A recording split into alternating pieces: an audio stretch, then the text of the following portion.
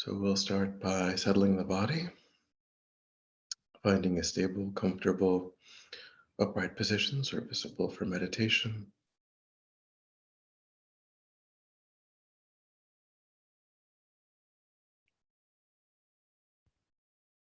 Cultivating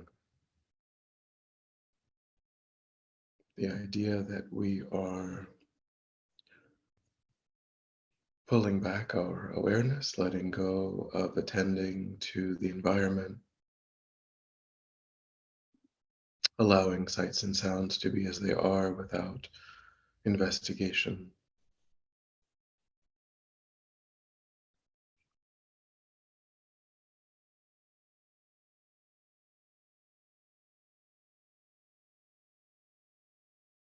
Concentrating our awareness in the present by attending closely to the physical sensation of the air moving into and back out of the tip of the nostrils.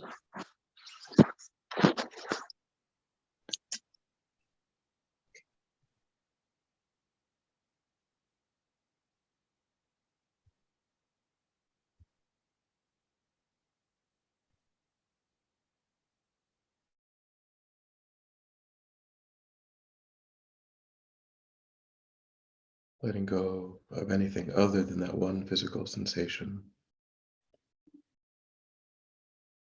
Trying to notice quickly when distraction arises and without judgment or frustration, lifting our awareness up from those distractions and placing our awareness gently but firmly again and again on the breath.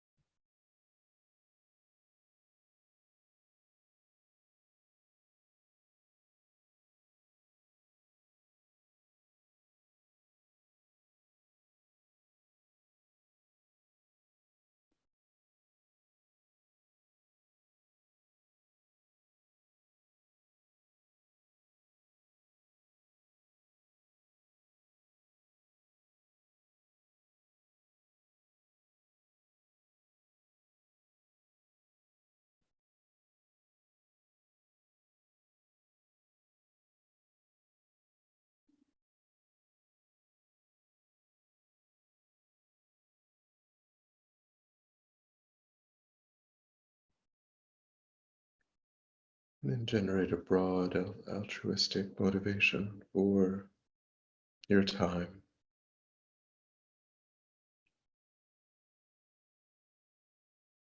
trying to intentionally widen your circle of concern,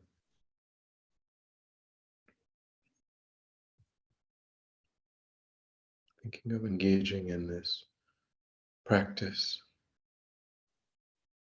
to establish, solidify beneficial ways of thinking and acting, and to distance yourself, to reduce the impulse to engage in ways of thinking and acting that are not constructive, not beneficial. And trying to do that for the widest group of people that we can conceive of.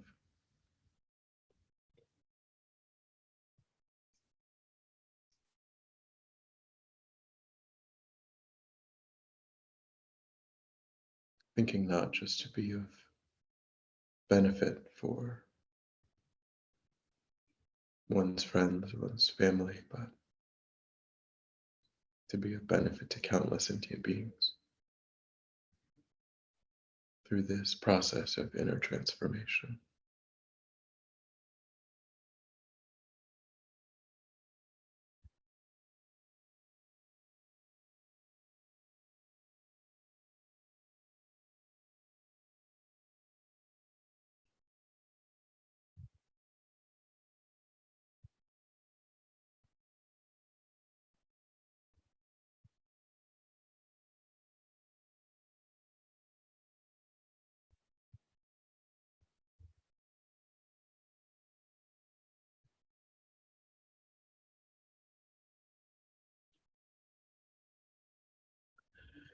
And then we are continuing to contemplate the 8 verses, thought transformation, and we're joining that with that visualization of Avalokiteshvara. So again, just briefly bring Avalokiteshvara's image to mind above the crown of one's head.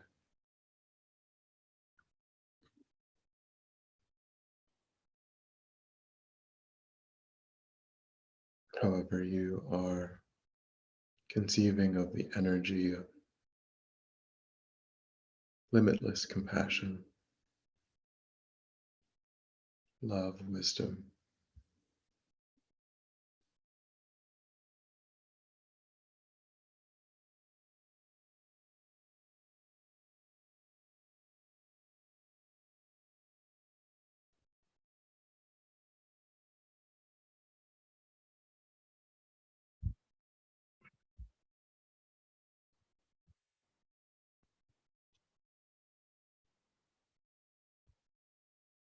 Visualizing 2 arms holding the wish-fulfilling jewel at Avalokiteshvara's heart.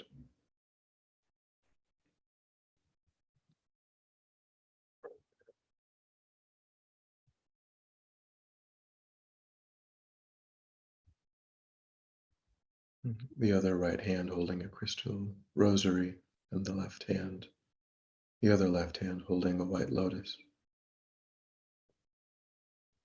adorned with precious gems and silks.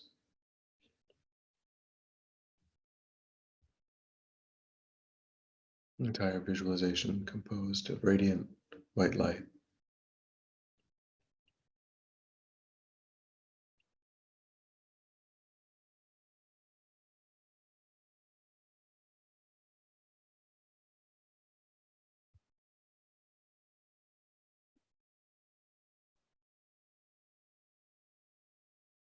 And we will contemplate the 3rd verse, holding in mind Avalokiteshvara's presence. That verse is, the moment a delusion arises, endangering myself and others, I will confront and avert it without delay. The moment a delusion arises, endangering myself and others, I will confront it and avert it without delay. So with this verse, we begin to understand the importance of developing a mindfulness that watches throughout our day for the arising of afflicted states, the arising of maliciousness, covetousness, deluded pride, ill will, any state that agitates and disturbs the mind and might give rise to a way of relating to others that could cause harm.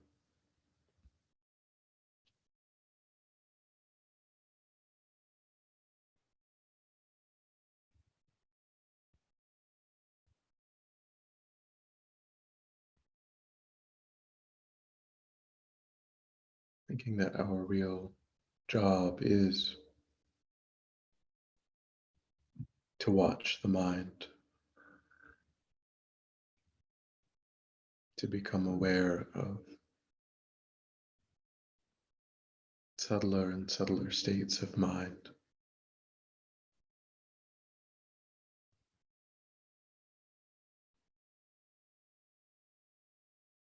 to learn the correct, appropriate antidotes to these disturbing states and to apply them.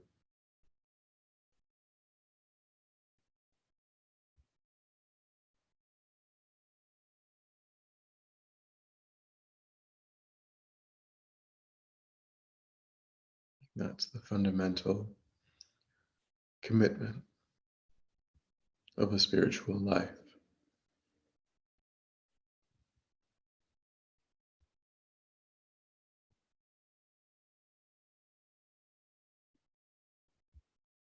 So think back over the last, perhaps, week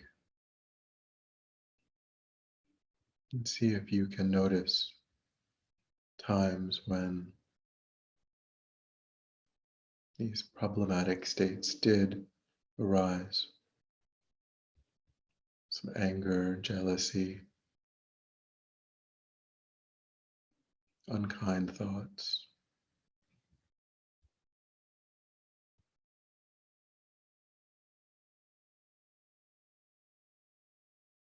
Pick maybe 2 or 3 examples and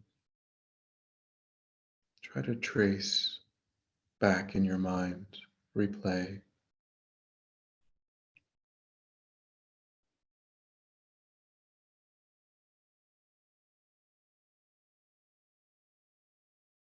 when can you notice the mind moving into that afflicted state.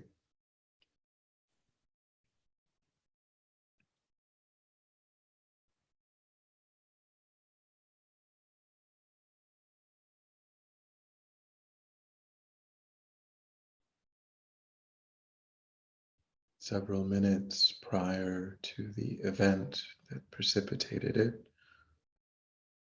you may have been calm, peaceful, or you may notice that there was some stress in the mind.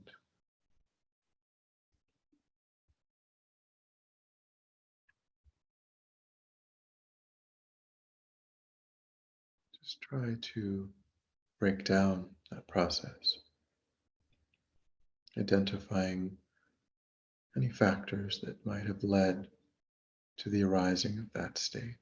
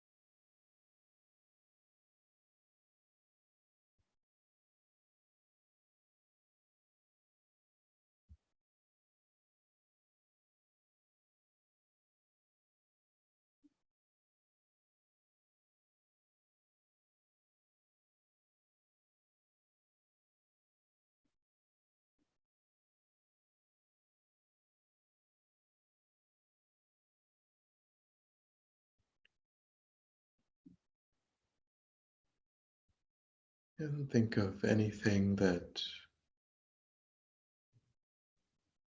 you think you might be able to do in a similar situation that could reduce that afflicted state.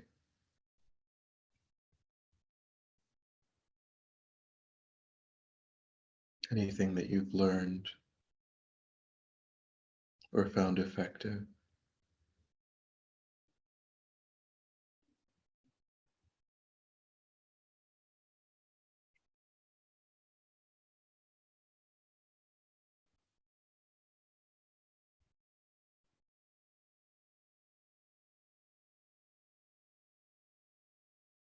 And imagine that you did respond in that way. You did remember loving kindness or patience.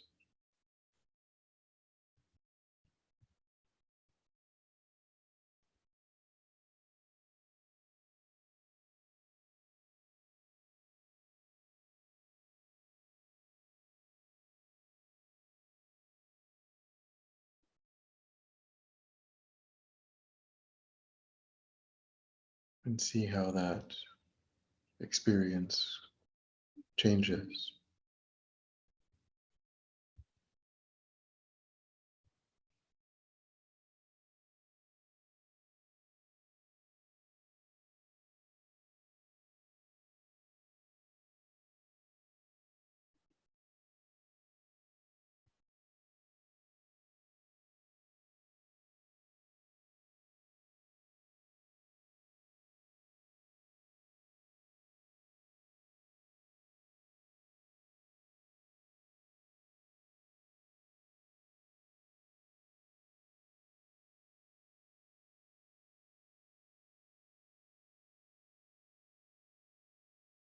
And make a determination to bring these insights into daily life.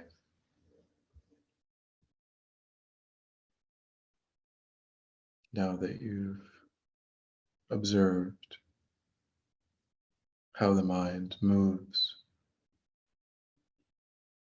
into affliction and what can be done to move the mind out of affliction, generate a resolve to practice that,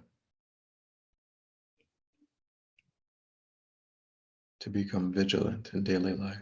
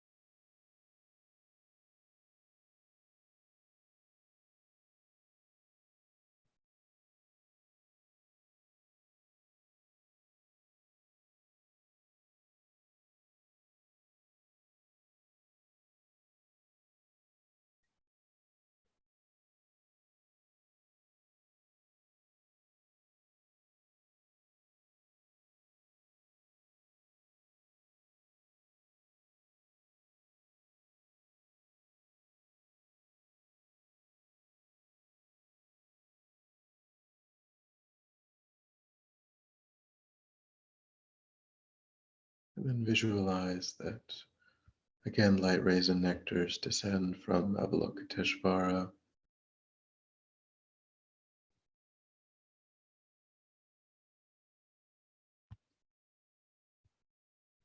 completely eliminating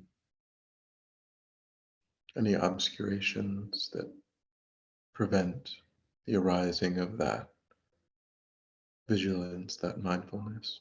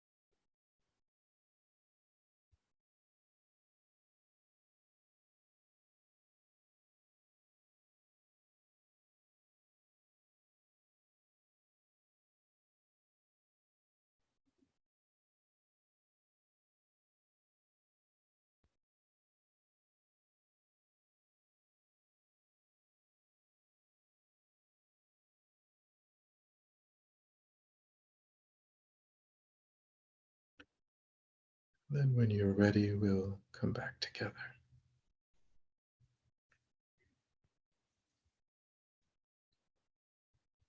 And we'll dedicate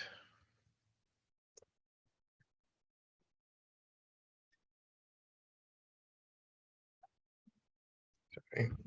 I was holding it. So we recollect our altruistic motivation and think that by having contemplated in this way, but we've actualized that motivation, created positive energy in the mind, which we freely offer for the benefit of all sentient beings without exception. May it ripen in whatever way is truly beneficial for sentient beings. May it serve as a cause and condition to eliminate war, conflict, poverty, disease, disasters, all painful inner and outer conditions. May it fully ripen the minds of all sentient beings. May they quickly meet perfect teachers and arise in the state of full enlightenment. May I too achieve the state of enlightenment in order to work for the benefit of sentient beings perfectly. May any obstacles facing the Guru's long life be completely dispelled, and may I and all sentient beings in this moment come under the joyful care and guidance of enlightened beings. May we be guided and protected until we swiftly achieve that state of enlightenment.